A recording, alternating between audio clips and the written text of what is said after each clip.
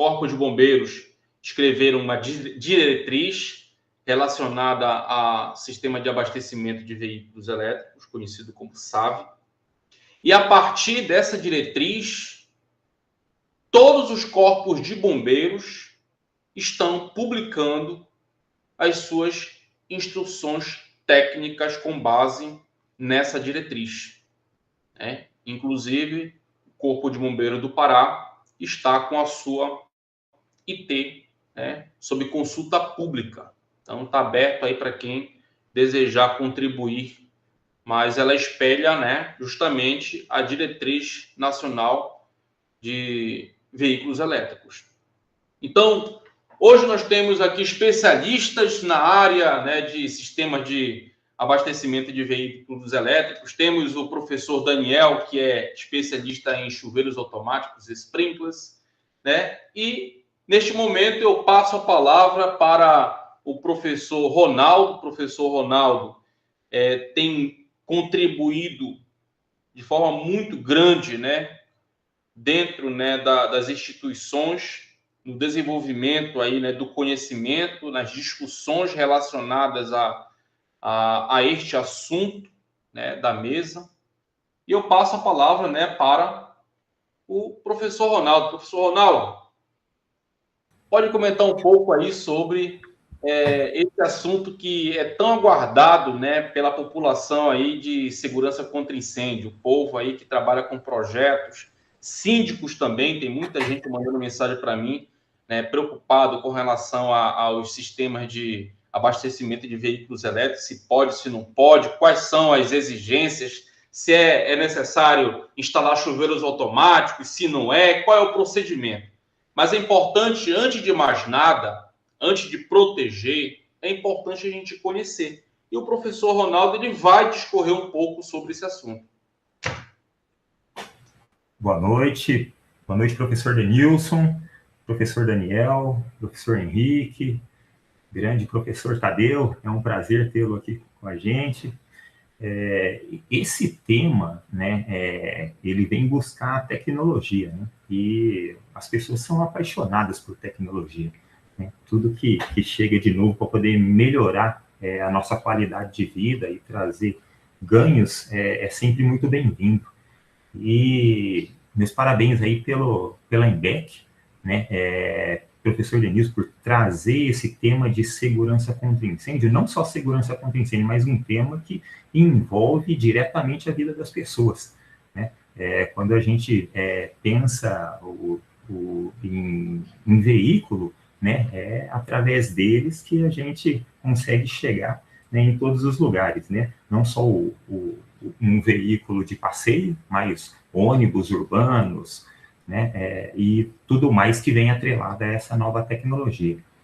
E quando se começou a estudar esse tema, não se imaginava, né, o quanto toda a sociedade entenderia e queria se envolver com tudo isso. Então, toda a academia, né, também, né, a parte acadêmica também tem se envolvido bastante, né, toda a cadeia de empresas e instituições que estão envolvidas nesse tema se interessaram pelo tema e estão participando intensivamente, né, desde o início das nossas conversas aí. E o que eu gostaria de começar falando o seguinte: nós temos uma situação sui generis, onde a gente pode falar que os nossos estacionamentos, né, que foram construídos e concebidos há 20, 30, 40, 50 ou mais anos atrás, eles continuam os mesmos. Porém, né, os veículos que nós colocamos nesses estacionamentos hoje, eles modificaram muito as suas estruturas. E hoje a gente trata esses veículos como veículos modernos. Então, em um primeiro momento, né, se tratou o tema da questão a partir dos veículos elétricos, mas eles simplesmente deram um start na necessidade desses estudos. E hoje nós temos conhecimento que nós temos que estudar muito mais do que isso, temos que estudar os veículos modernos. Os veículos antigos, eles tinham em suas estruturas muito mais metal, né? Eles eram menores, então carga incêndio desses veículos eram muito menores. Hoje, os veículos modernos, eles são maiores. O tanque, ele é de polietileno, ele é um tanque maior. O combustível tem uma octanagem maior, então tem uma queima mais acelerada e muito melhor também. Nós temos componentes eletrônicos. Hoje, qualquer pessoa que vai em um shopping, ela praticamente não consegue mais abrir a porta do veículo, porque os veículos estão maiores e o tamanho da vaga é o mesmo, né? Então, percebe-se isso muito facilmente, que os veículos são maiores, mais pesados, e essa necessidade foi percebida, né, por toda a área acadêmica, de que havia necessidade de fazer estudos nesse sentido para adaptarmos aí a nova realidade, né? E o SAV, né, SAV significa Sistemas de Alimentação de Veículos Elétricos, que é a nova nomenclatura que a gente passa a utilizar a partir de agora, é a possibilidade do cidadão ele poder fazer o abastecimento, a recarga desse veículo dentro da sua estrutura de garagem, que vai fornecer uma comodidade. Então, é um tema muito importante, que mexe com a vida de todos hoje, né? Quem mora em condomínios verticais, mas mesmo quem mora em residências unifamiliares, e que em algum momento vai se deparar com essa tecnologia, vai mexer com a vida de todos nós. Então, é muito gratificante poder colaborar aqui como professor e pertencer a um grupo de especialistas que vão poder contribuir muito aqui para o aumento da educação pública e a conscientização de toda a sociedade que vai utilizar essas novas tecnologias doravante. Professor Tadeu, né, conhecedor do assunto, né, ele vai comentar um pouco, né, sobre justamente essa nova tecnologia que está em expansão no mundo, né? Eu entendo, professor Tadeu, que a forma de projetar sistemas de proteção contra incêndio está mudando.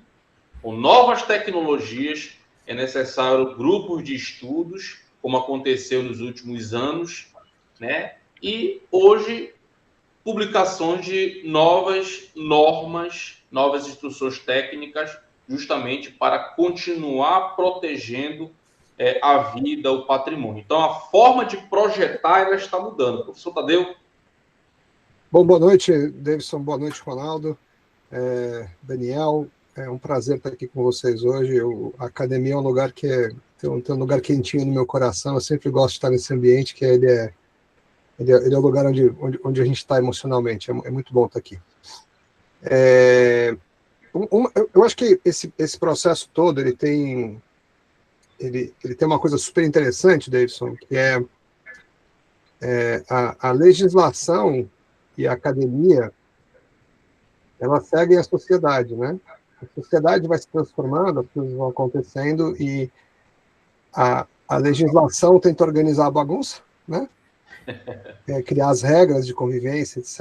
E a academia tenta sistematizar aquilo que a gente está aprendendo para poder transmitir para as próximas gerações, organizar o conhecimento e separar os insights e ajudar a gente a entender. E eu acho que aqui a gente tem o benefício de contar com alguns colegas bombeiros, e uma das coisas que eu aprendi nos últimos anos é que se tem um lugar do Brasil que tem gente que estuda no bombeiro, né? Porque o bombeiro precisa saber as coisas, né? Não pode dizer que acha, ele tem que saber, né? Então, essa é uma zona de convergência boa aí, os colegas bombeiros fazem um grande serviço para a sociedade. Queria agradecer a todos que estão na chamada aí, que pertencem à corporação, que é uma coisa importante para todos nós, tá bom? Queria falar um pouco de dois assuntos, Davidson. Primeiro, é que nesse processo de construção conjunta, uma das coisas que foi interessante que aconteceu nos últimos anos foi um trabalho conjunto que houve na zona de convergência entre o bombeiro, entre a sociedade civil, e nesse caso foi um trabalho grande que foi feito envolvendo não só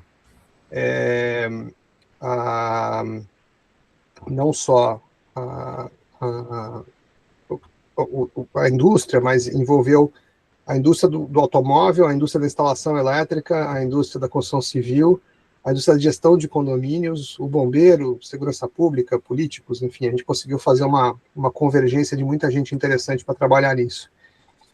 E uma das coisas que a gente fez, que foi muito bacana, eu vou dividir aqui com vocês alguns slides sobre isso, foi um trabalho de construção. Então, uma das coisas que a gente percebeu nesse processo, ao se reunir com os colegas, é que a gente não tinha feito testes e não tinha conhecimento agregado sobre esse assunto. Então, a gente acabou se encontrando com vários bombeiros, com a sociedade civil, e fomos fazer testes com carros, né? Então, aqui foi um primeiro teste que a gente fez na Americana.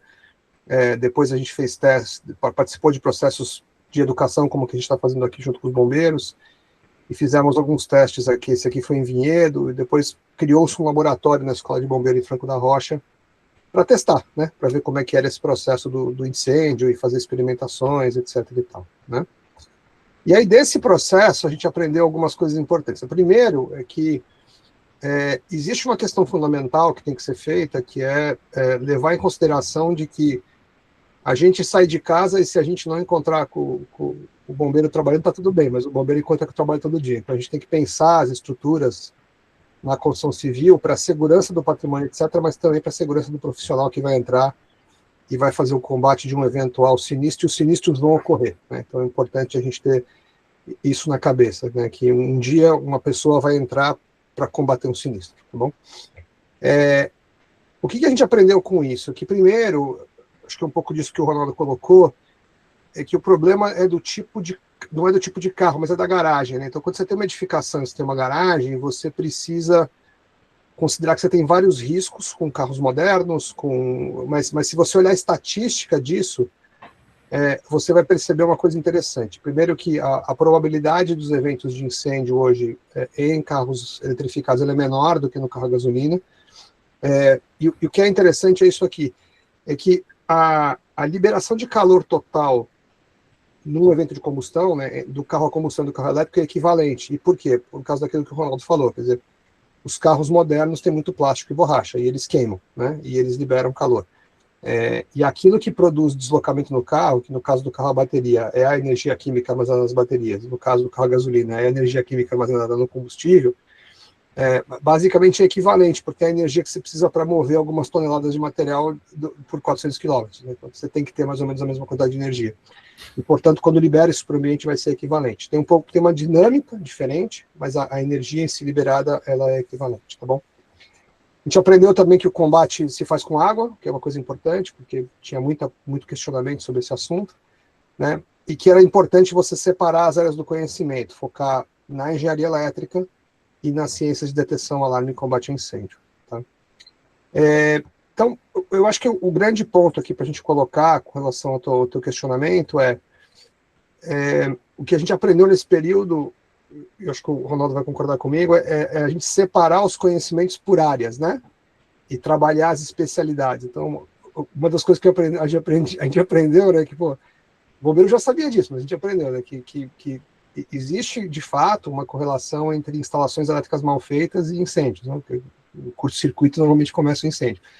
Então, era muito importante ter uma norma elétrica sólida, né? Então, foi criada uma diretriz, depois o Estado de São Paulo publicou uma IT, isso está passando pelos outros estados, então a gente está conseguindo sair com uma regulação sobre instalações elétricas muito boa, que é o resultado da construção coletiva de um monte de gente técnica envolvida e discutindo com profundidade o porquê das coisas, né?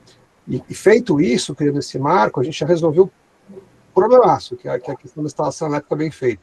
E aí a gente vai para a próxima fase. Bom, se ocorrer uma ocorrência, né, como é que nós vamos lidar com isso? Então, nós vamos falar de sistema de detecção, vamos falar de sistema de alarme, depois vamos falar de sistema de combate, né, e dos procedimentos, etc. e tal. Então, acho que esse processo está sendo muito, muito rico. E estamos gerando conhecimento, estamos gerando mais do que conhecimento, acho que um momento especial de vários atores da sociedade civil e da sociedade da corporação se envolvendo juntos com o objetivo comum, que é melhorar a segurança de todos os envolvidos. Então, tem sido um processo muito bacana. Não sei se eu respondi a sua pergunta. Não, perfeito.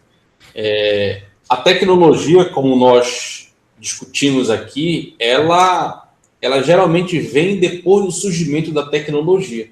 A norma ela vem depois do surgimento da tecnologia, justamente para balizar essa questão que envolve a segurança do usuário. E a natureza, geralmente, das baterias, né, desses carros elétricos são íons de lítio. Mas existem novas tecnologias que estão entrando aqui no Brasil, né, professor? O que você pode comentar sobre esse assunto? Sim. A tecnologia de baterias ela é uma coisa muito, muito desenvolvida, muito pesquisada. Primeiro porque do lado do consumidor você tem uma demanda muito grande por baterias, porque a gente percebe que não é só no carro, né? A gente gosta de ter o celular com a bateria dura, a gente gosta de ter os nossos devices, as coisas que a gente tem com baterias de boa qualidade, né? Eu acho que a gente vai conviver com a bateria de lítio por bastante tempo, porque ela é uma construção muito conveniente, ela funciona muito bem, tá?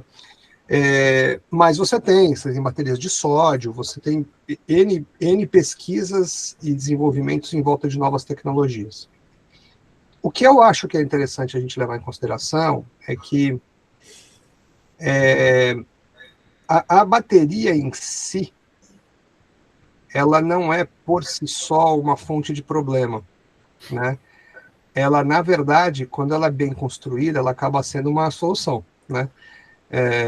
Eu participei de alguns ensaios com o professor Ronaldo, em que a dificuldade foi de incinerar a bateria, né?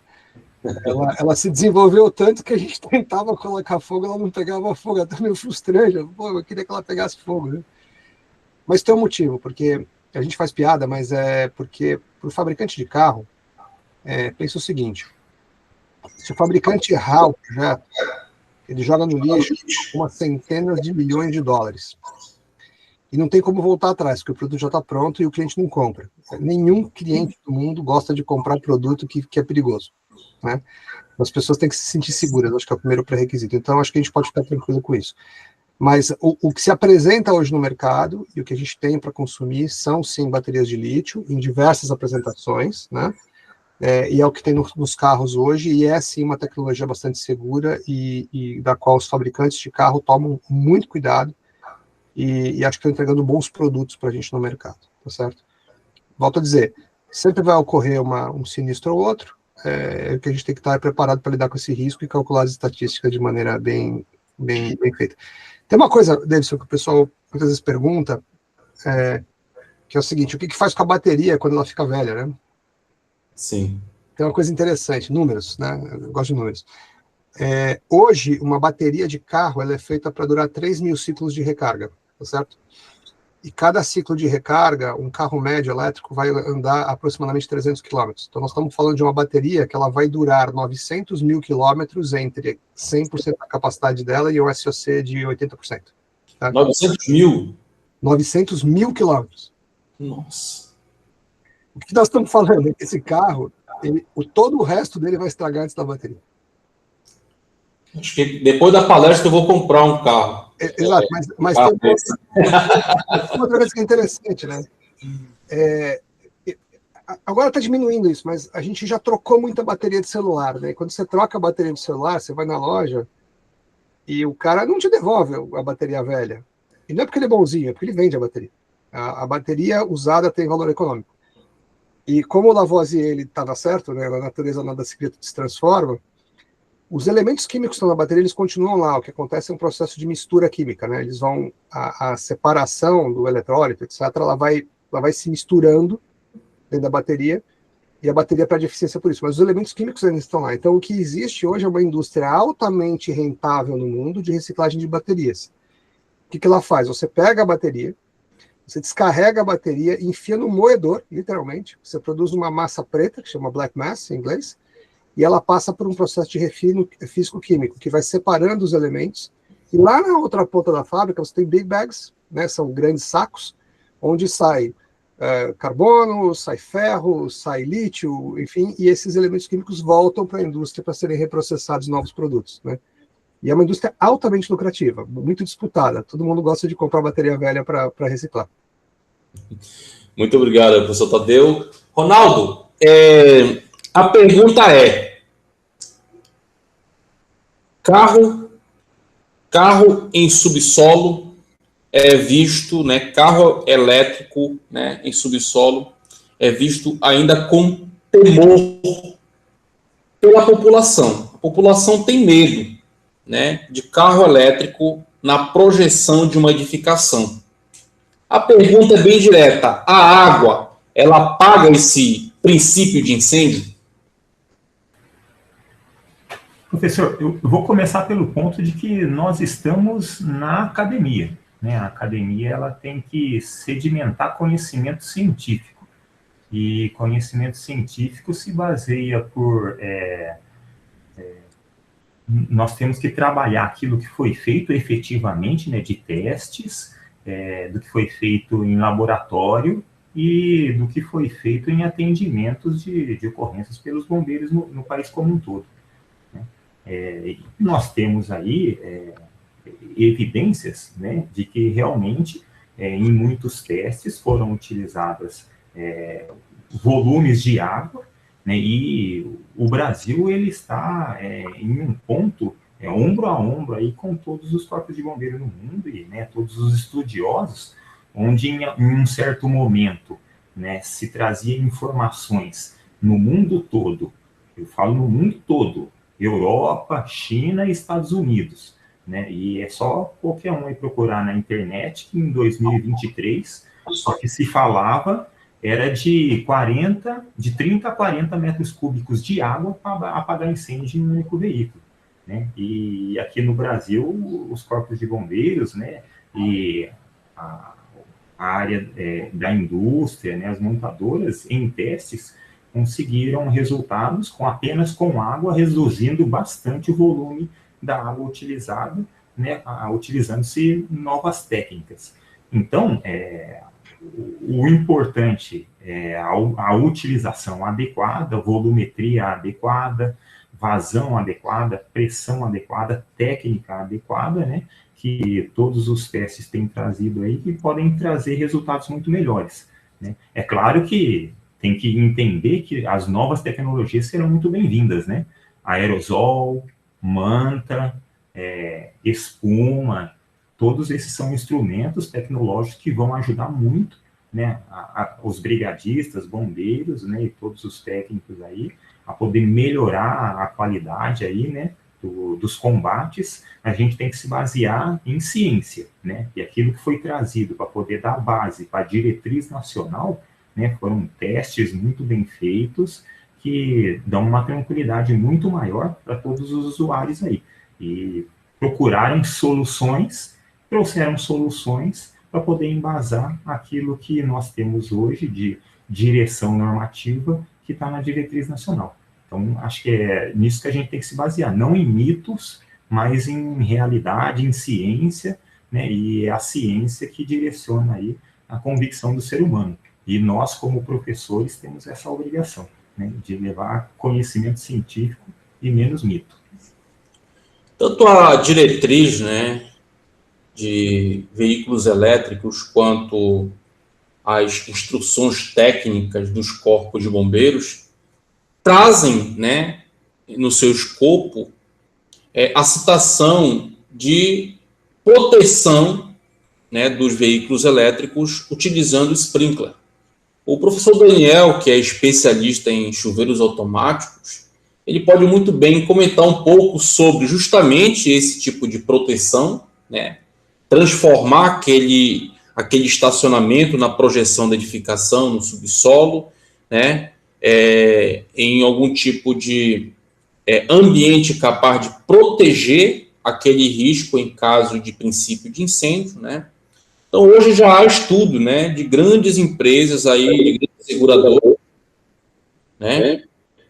Está havendo um retorno. E elas estão incorporando justamente essas citações, né, de proteção por chuveiros automáticos sprinkler.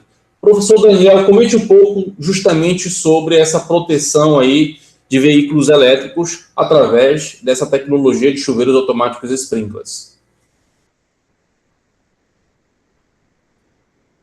Bom, boa noite, professor Davidson. Boa noite, professor Ronaldo, professor Tadeu. Boa noite a todos que nos veem e nos ouvem. Primeiramente, eu queria agradecer pelo convite aí do INDEC, agradecer o convite do professor Davidson pela oportunidade da gente fazer esse bate-papo e poder compartilhar um pouco do que a gente conhece, justamente para desmistificar alguns assuntos, né? Então, mas na sua pergunta especificamente sobre os chuveiros automáticos, né, os sprinklers, então, só como uma introdução, né, pensando numa questão holística da proteção contra incêndio, eu acho que convém a gente trazer que cada sistema, né, cada exigência, cada medida, ela vai ter a sua função. Então, a detecção, ela vai possibilitar que, em caso de incêndio, um usuário tenha uma notificação precoce, consiga abandonar a edificação, a segurança estrutural, a parte das instalações elétricas, tá? Mas especificamente sobre os sprinklers, né? E falando a palavra desmistificar, o sprinkler, na sua concepção, ele não apaga fogo, né? O sprinkler não foi feito para fazer a supressão do fogo. O sprinkler, ele é um sistema para controlar o fogo, né? Então, qual que é o intuito? Então, é um sistema automático, vai ser ativado através do calor, e vai possibilitar o quê? Que esse incêndio fique controlado até que você consiga ter uma primeira resposta, seja da brigada ou seja dos corpos de bombeiros. Então, Hidrante. você vai, eu brinco, né? Você facilita a vida do bombeiro. Por quê? Na hora que o bombeiro chegar, o brigadista chegar, e você tiver esse incêndio em controle, então você vai dar uma maior segurança para os bombeiros, né? Controlando esse incêndio, você vai dar uma maior segurança para que as pessoas possam evacuar a edificação. Controlando o incêndio, você diminui a temperatura desse incêndio, então você vai diminuir o efeito do calor nas estruturas, nos acabamentos, tá? Então, eu acho que é importante trazer essa questão sobre o sprinkler em si, tá? E, pegando o gancho do que os meus dois colegas falaram anteriormente, né, eu acho que a grande questão, tá? Então, hoje nós temos alguns institutos que são pesquisa em larga escala, na área de sprinkler particularmente, que é a Fundação de Pesquisa da NFPA, né, que é a norma americana, e nós temos a FM Global, que é uma seguradora, que investe pesado nessa área de pesquisa, principalmente por sprinklers, tá?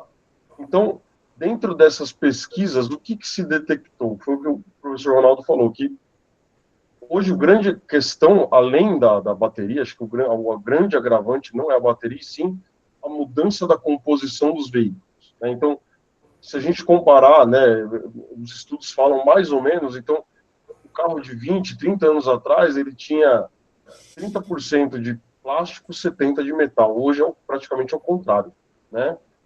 Hoje nós temos os acabamentos dos estofados basicamente em material sintético.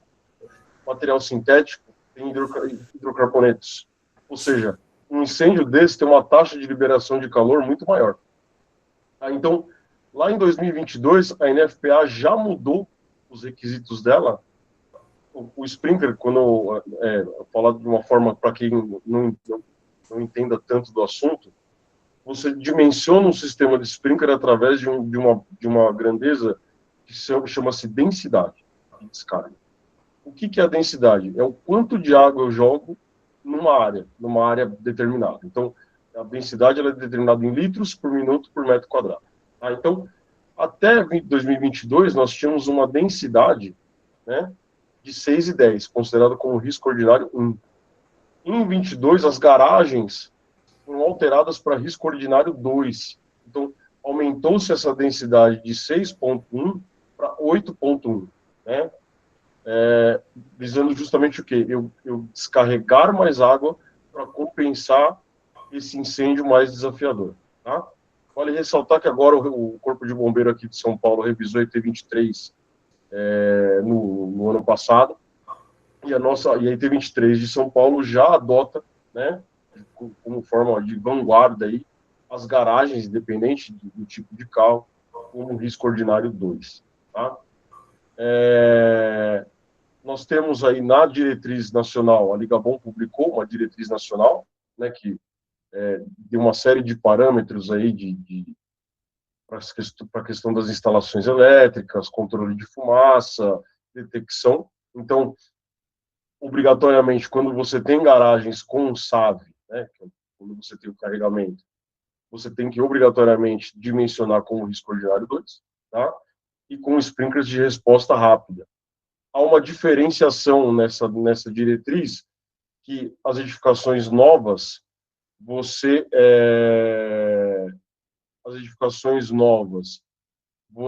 não soma com o hidrante, a vazão do sprinkler com o hidrante, mas você adota o maior valor considerando um combate de 30 minutos, né?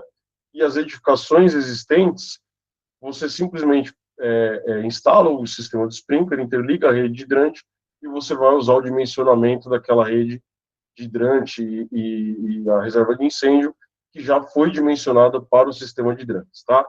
Isso vai do fato que geralmente as garagens são em subsolo, os prédios são altos, então a demanda de pressão que a gente tem ali, em 99% dos casos, vão ser absorvidas pela força da gravidade. Eu não vou depender de bomba de pressurização, tá?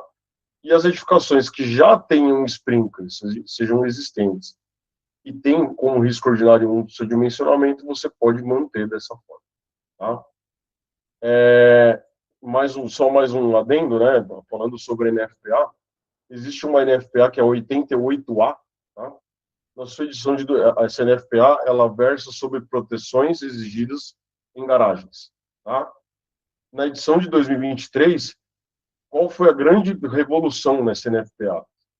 É a exigência de sprinklers em todos os novos estacionamentos, independente do veículo que lá está, tá? Se é a combustão, se é híbrido, se é elétrico. Então, você tem já a exigência nessa NFPA que todas as garagens tenham proteção por sprinklers.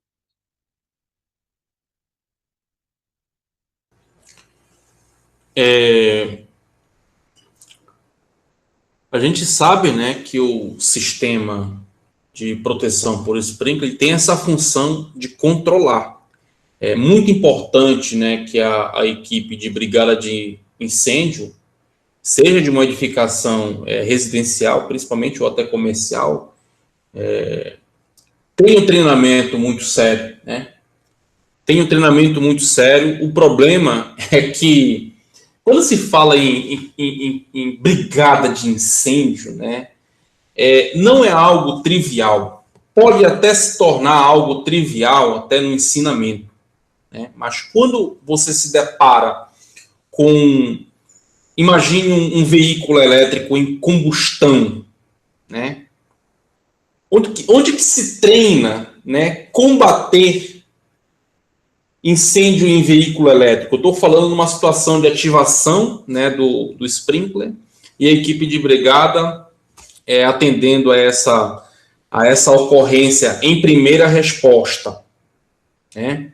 Então é muito complexo esse tipo de situação, por isso que eu falo que é bombeiro militar, o profissional que realmente é capaz de combater esse incêndio. Aí surge uma outra pergunta, né? A equipe de brigada de incêndio não dando conta, né, de dar a resposta, né?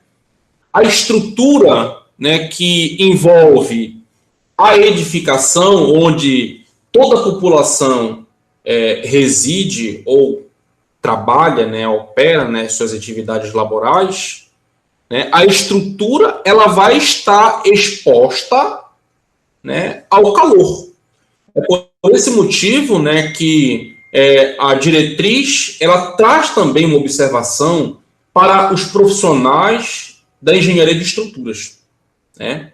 E justamente quando se trata de dimensionamento de estruturas em situação de incêndio, observa-se a IT-08 e lá a própria IT-08 ela concedia isenção, né, do TRRF, tempo requerido de resistência, e em alguns casos a redução do TRRF, se no caso a edificação possuísse sprinkler, brigada de incêndio, detecção, era feita uma análise e ela tinha uma concessão de redução de TRRF, em alguns casos até de isenção. Mas a diretriz e as próprias instruções técnicas já estão falando que, em casos de edificações que possuem veículos elétricos em suas garagens, elas não terão esse benefício.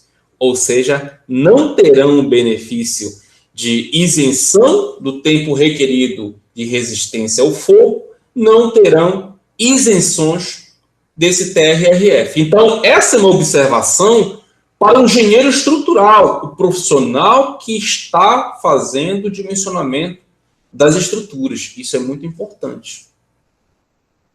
Ok? Professor Tadeu, gostaria de fazer mais algum comentário? Eu queria fazer dois comentários. Um comentário do processo, outro comentário da prática, né?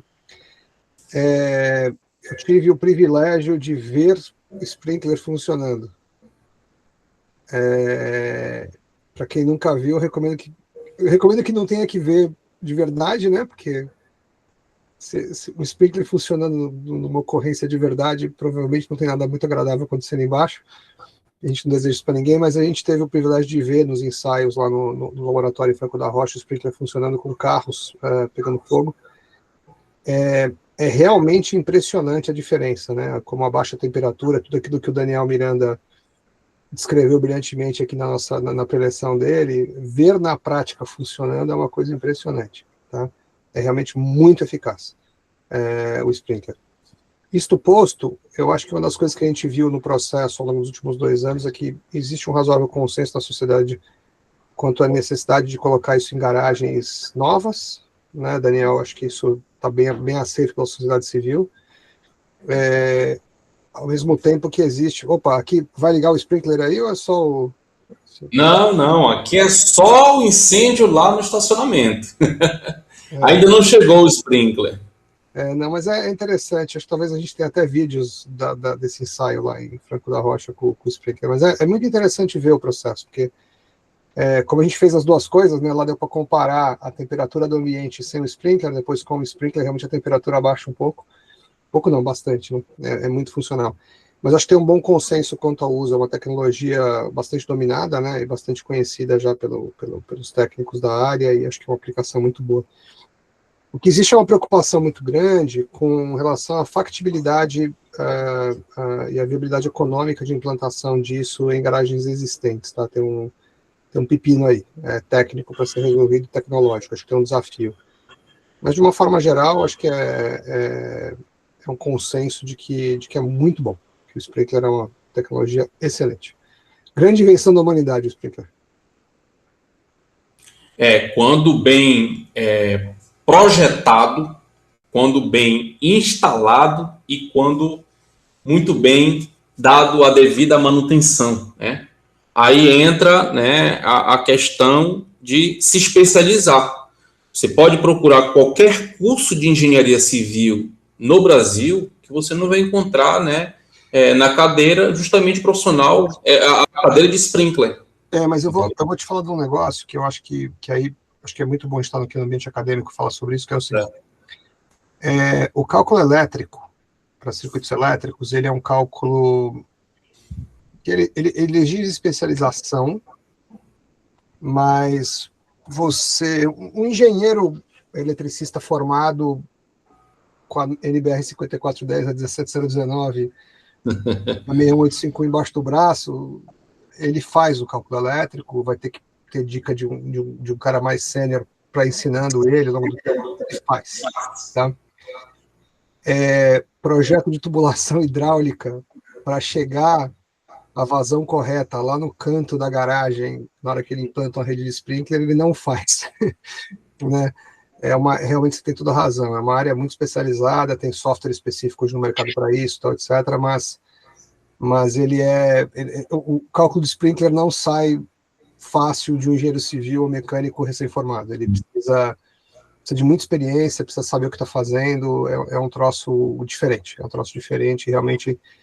Eu acho até que, dado que esse troço é um consenso, né, para obras novas, eu acho que a gente vai ter que desenvolver recurso humano para isso. Para quem estiver ouvindo aí, está pensando nas suas especialidades, quiser estudar engenharia mecânica, hidráulica, aprender a calcular circuito hidráulico e fazer essas coisas funcionarem, fica a dica, né? Eu acho que é um bom lugar para investir tempo e aprender esse troço. E quando se fala... Desculpa. O Daniel, pode dar. Pegando o gancho do Tadeu, o sprinkler é um sistema 90% mecânico, né? Você depende, você não tem nenhum tipo de eletrônica necessária para que ele funcione, né? Uhum. O único equipamento que você precisaria, que é alimentado por eletricidade, são as bombas, né? O resto do sistema ele funciona 100% de forma hidromecânica, vamos chamar assim, né? E acho que é importante, sim, no dia a dia a gente vai aprendendo com os erros, e eu falo, mais importante é você aprender com o erro do outro, né? Você não precisa errar também para aprender. Mas existe uma pesquisa feita na NFPA que 87%, se eu não me engano, 87% dos incêndios que o sprinkler não conseguiu controlar foi porque tinha uma válvula fechada. Né? Então, acho que sim, a gente tem que ter a mão de obra para projetar.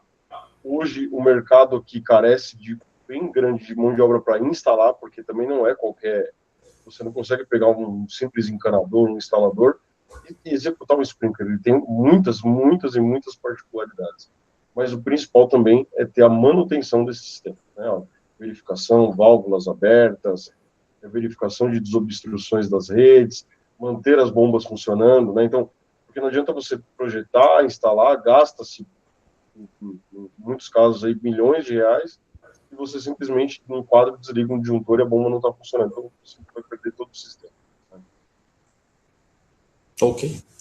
Então, essa foi a nossa discussão. É importante deixar essa observação, né, para todos os profissionais que trabalham elaborando projetos de incêndio, né, que hoje nós temos um risco muito específico, que é importante observar a diretriz, né, de sistema de abastecimento de veículos elétricos, a IT específica. Gostaria também de dar meus sinceros parabéns a todo o povo técnico, né, a todo o time técnico, né, seja de empresa, de instituições, que estão se preocupando em desenvolver normas, procedimentos para garantir a segurança, primeiramente, da vida, né, segundo do patrimônio, meio ambiente, né, e em especial aos corpos de bombeiros. Esse evento que todos os anos nós fazemos aqui, a Faculdade Imbec faz, é uma homenagem aos corpos de bombeiros em particular, né? Porque no dia 2 de julho é o Dia Nacional do Corpo de Bombeiros. Então, esse aqui é o nosso presente, né? Que a gente já está na 6ª versão, trazendo conhecimento gratuito de alta qualidade, né? Para as instituições que tanto se dedicam salvando vidas. Tá? Então, agradeço também ao professor Tadeu por ter dedicado esse tempo aqui a nós, Daniel, Ronaldo, né? E deixo aí a palavra, né, para o professor Tadeu, se quiser fazer algum tipo de agradecimento, né? E daqui a pouco a gente vai falar aqui com o professor Davis, que já está no aguardo, diretamente aí de Portugal. Tadeu? Tá bom.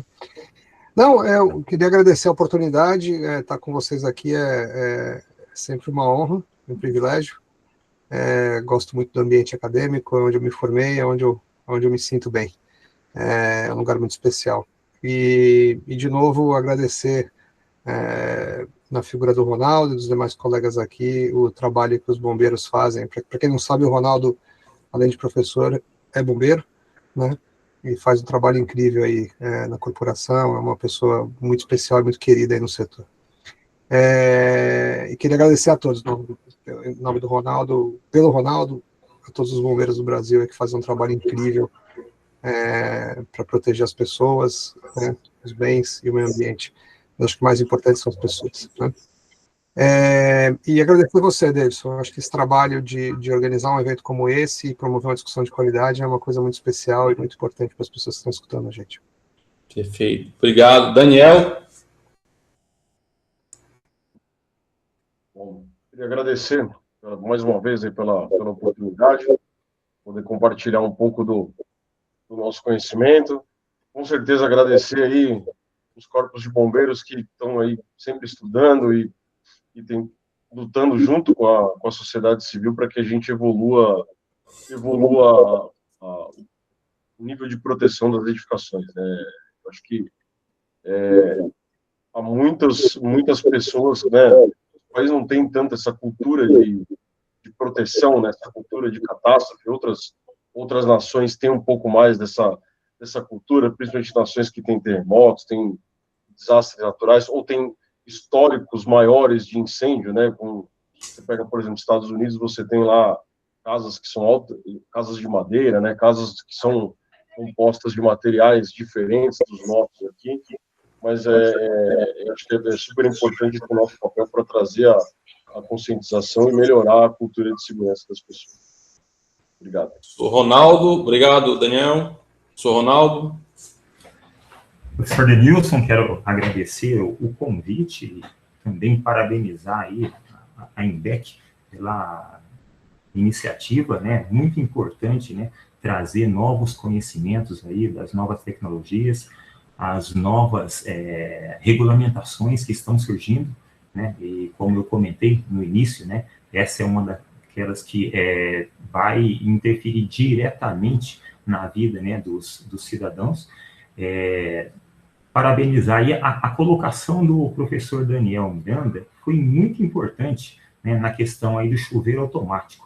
Lembrando que tem chegado aí pelos nossos alunos, né, muitos questionamentos, muitos acreditam, né, e é bom a gente falar isso na academia, que o chuveiro automático, ele não está lá, e principalmente na diretriz nacional, né, ele não foi dimensionado para poder extinguir o incêndio, né, ele foi direcionado para poder controlar o incêndio. Eu vou dar até um exemplo. Os últimos estudos, né, de ocorrências entre bombeiros, principalmente na Europa, e pego como exemplo esse que o senhor colocou aí, né, do incêndio de Luton. No incêndio de Luton, ele ocorreu em 23 de outubro de 2023, onde 1.352 veículos foram atingidos, consumidos pelas chamas. O incêndio ele não começou em um veículo elétrico, ele começou em um veículo a combustão, e quando os bombeiros chegaram, e o tempo-resposta dos bombeiros europeus tem uma média de 10 minutos, é um tempo-resposta fantástico. Quando os primeiros bombeiros chegaram, eles já tinham mais de 30 veículos queimando. Ou seja, já começa o jogo perdendo, né? Onde você tem o chuveiro automático, você vai ter a possibilidade de chegar com 1 ou 2 veículos queimando. Então, esse é o grande trunfo da edificação, já está dimensionada com um sistema de chuveiro automático, para poder controlar a velocidade com que a chama ela vai atingir os demais veículos. Então, é muito importante a gente acabar com algumas místicas, né, e entender para que serve o sistema de chuveiro automático. Eu tenho certeza que a qualificação aqui da INBEC, ela vai ajudar bastante os profissionais da área de engenharia e de arquitetura a entender toda essa sistemática, né? Por que todos esses sistemas eles foram colocados na diretriz nacional, né? A detecção de incêndio, a exaustão da fumaça, o chuveiro automático, o tempo requerido de resistência à chama para poder permitir que essa estrutura se mantenha em pé, até a evacuação do local, até a chegada dos bombeiros, e que os bombeiros tenham condições de trabalho de fazer um bom combate. Então, é todo um conjunto de medidas de segurança contra incêndio, que daqui para frente é muito importante os profissionais da área de engenharia e arquitetura entenderem esse ecossistema, estudarem e estarem preparados para poder estar desenvolvendo bons projetos, poder estar desenvolvendo boas instalações e atender aquilo que a norma pretende, né? Quero agradecer, né? E eu acho que é um detalhe bem importante, caso acredito que alguns não saibam, mas esse trabalho que foi desenvolvido aqui no Brasil pelos corpos de bombeiros nacionalmente, né, que foi desenvolvida uma comissão nacional com 2 membros de cada estado estudando esse tema, né, toda a área de segmentação aí das montadoras, principalmente aí com a fomentação da Associação Brasileira de Veículos Elétricos, da qual o Dr. Tadeu faz parte e foi um grande fomentador. as instituições de construção civil, né, as instituições que representam aí as áreas imobiliárias, né, com a convergência de todos esses stakeholders, nós tivemos esse ano o reconhecimento de uma instituição norueguesa que é globalmente reconhecida pela importância de questões de políticas públicas e eletromobilidade, reconhecendo o trabalho feito aqui no Brasil, onde entregou para toda a sociedade essa diretriz nacional, né? Então, o trabalho de política pública foi reconhecido internacionalmente por uma instituição global pelo grande trabalho que foi desenvolvido aqui. Então, é importantíssimo nós da academia, né, professores, alunos, né, de toda a sociedade, entender a importância desse trabalho que foi realizado aqui, e é um orgulho para todos nós como professores, né, todos nós como os profissionais da área de engenharia e arquitetura, e principalmente como brasileiros, né? Então, acho importante lembrar isso, e para quem não sabia, passe a saber a partir de agora, né, como nós temos grandes trabalhos sendo desenvolvidos aqui. Então, que agradeço a atenção, que Deus abençoe a todos, e, novamente, meus parabéns aí, professor, pela grande iniciativa. Obrigado, professor Ronaldo. Professor Henrique, é com você. Opa, vamos abrir para algumas perguntas, né? A gente teve aqui algumas perguntas, professor.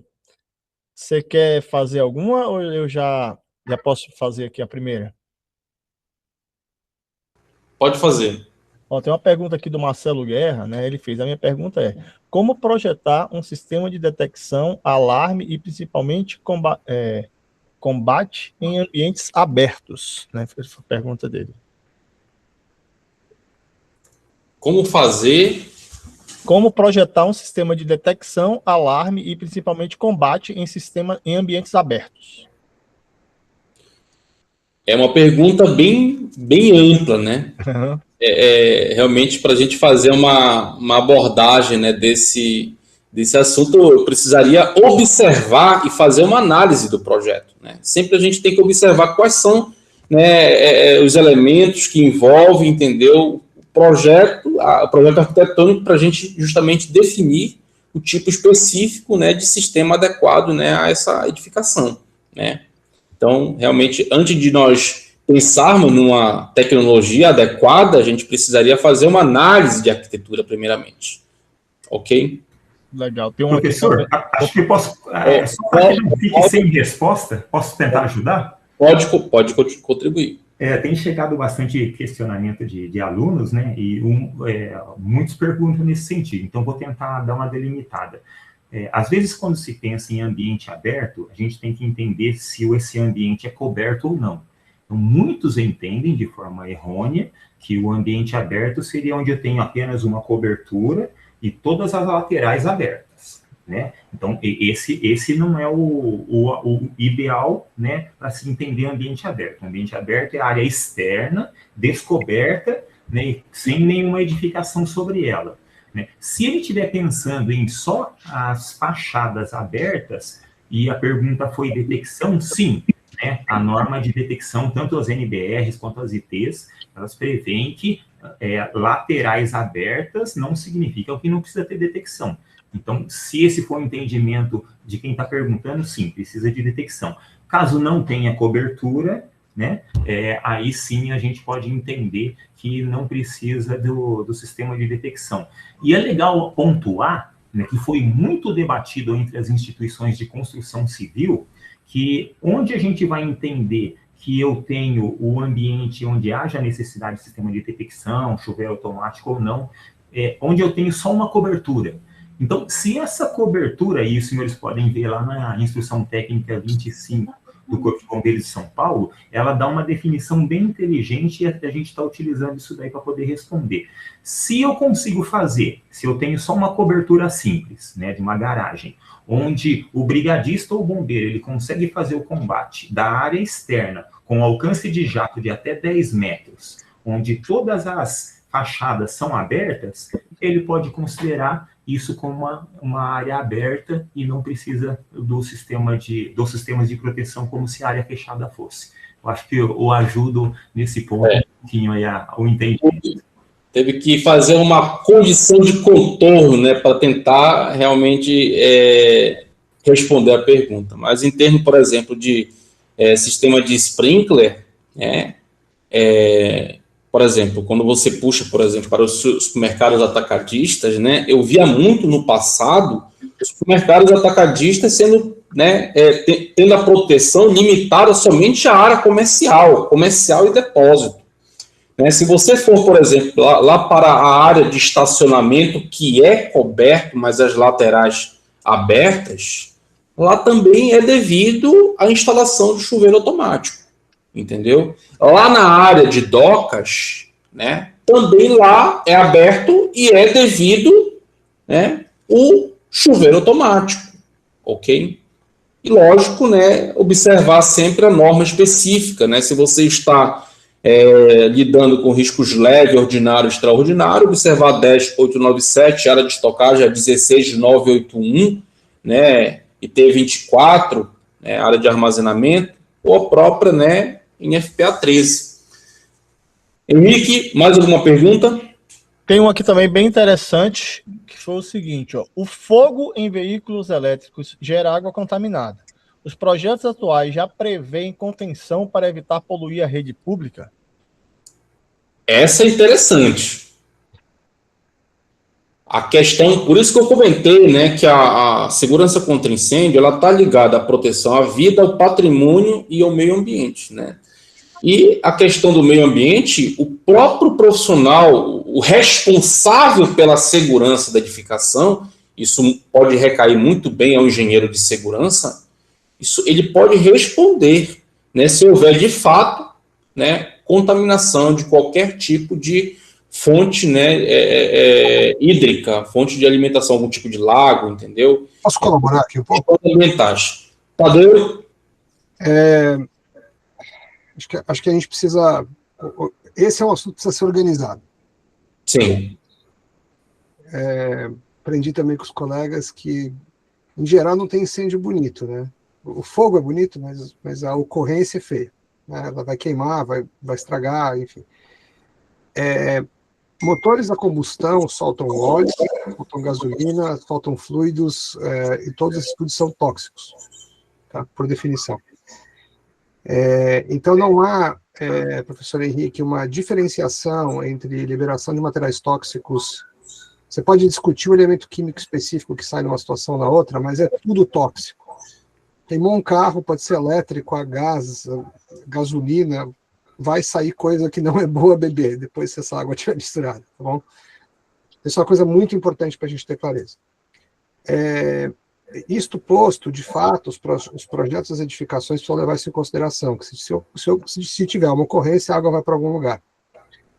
Agora, acho que a gente também tem que aprender que em engenharia existe a escala de importância da tomada de decisão, certo?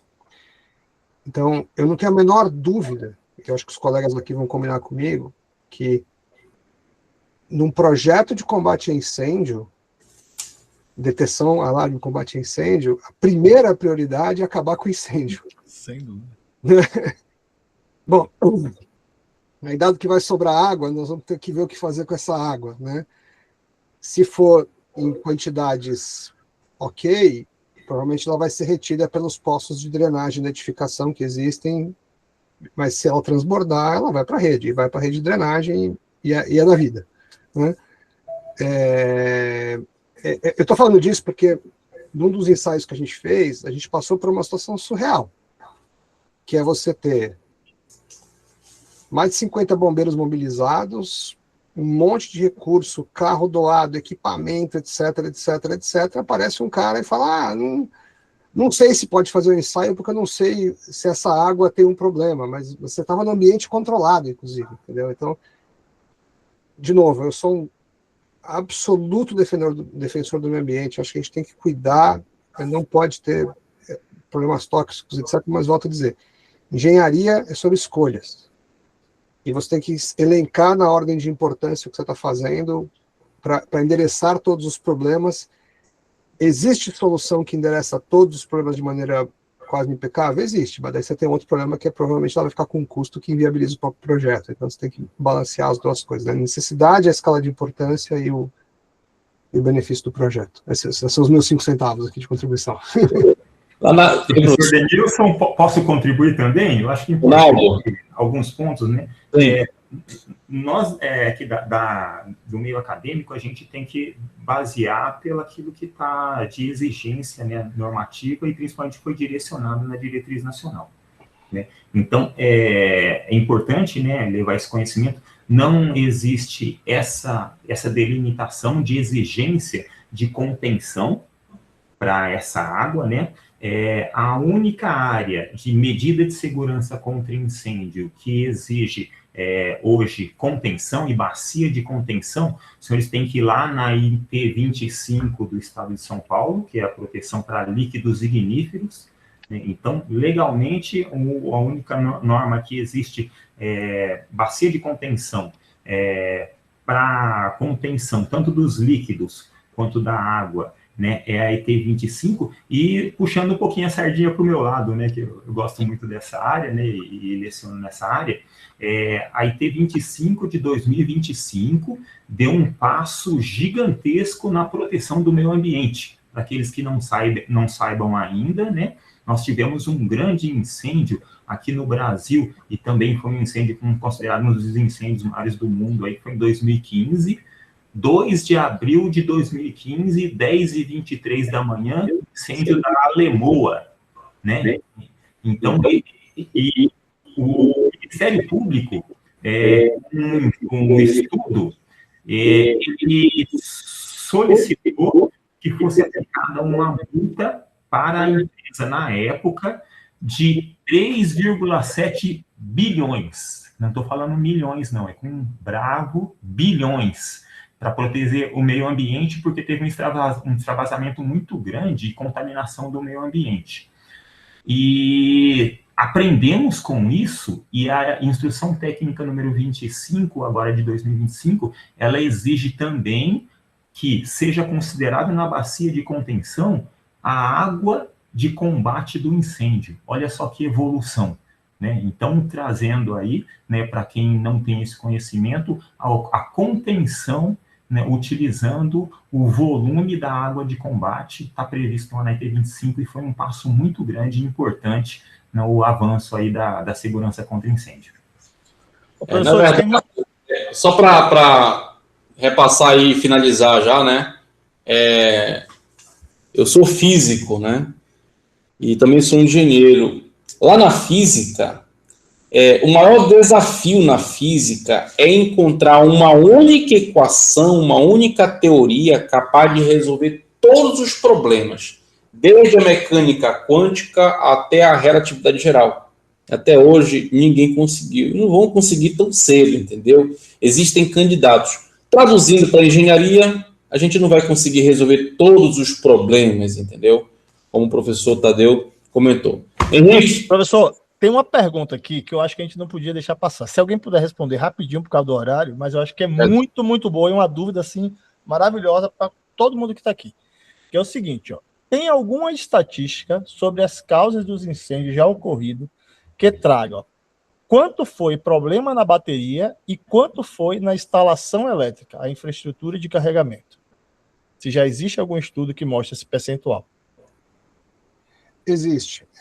Existe um estudo que foi feito por uma associação internacional que se dedica a pesquisar todas as ocorrências de incêndio de carro elétrico no mundo, tá?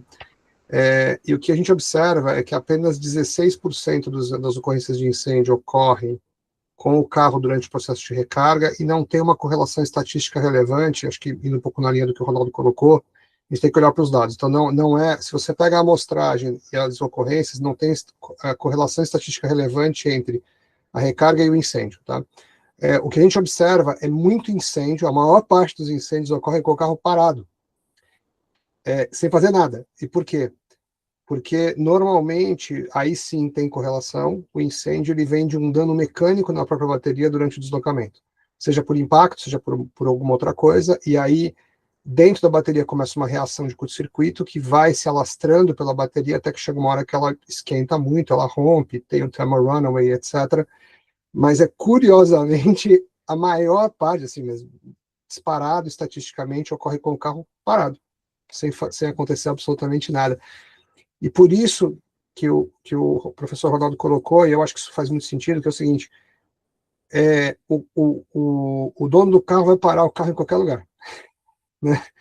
Ele vai carregar num lugar só, que é onde tem o carregador, mas ele vai parar o carro em qualquer lugar. Então, e os carros já estão nas garagens, eles já estão parados, eles já estão em todos os lugares, até porque você não pode impedir que uma pessoa pegue o carro dela e entre numa garagem e estacione.